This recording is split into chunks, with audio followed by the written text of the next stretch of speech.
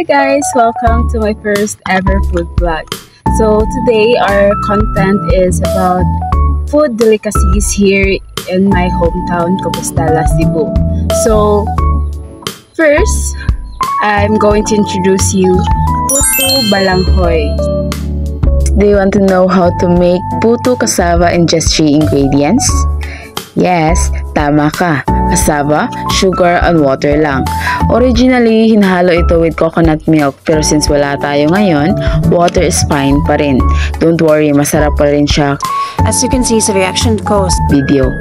So first, kutkurin or grate ang cassava then press it hard para matanggal ang liquid.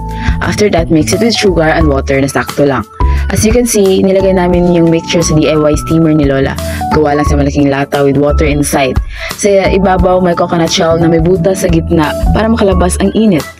Tapos tinakpan ng dahon ng saging at sinarado ng takip ng kaldero. Then steam hanggang maluto. Habang niluluto, tahimik lang ako, nguya ng nguya, pero promise, sobrang sarap. The next is budbud balanghoy.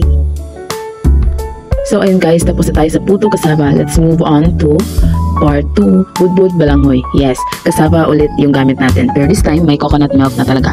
Same process pa rin. Kutkurin or grate the cassava, pigain para matanggal ang liquid. Then haluin natin with sugar and coconut milk. The more the coconut milk you add, the more na magiging sweet and soft ang budbud natin.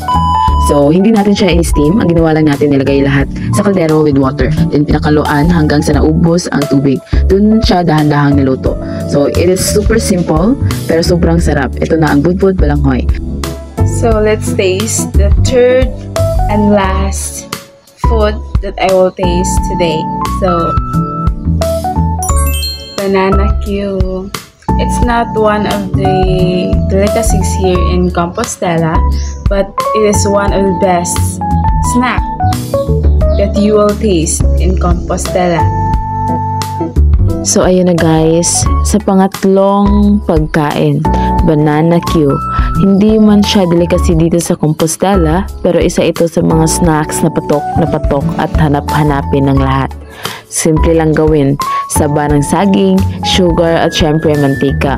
Initin ang mantika, ilagay ang saging, tapos pudura ng sugar hanggang mag-caramelize. Ang dali lang, di ba?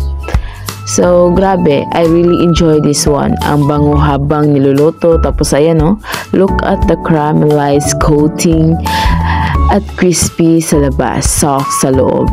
Isa ito sa mga snacks na kahit saan ka magpunta, crowd favorite talaga.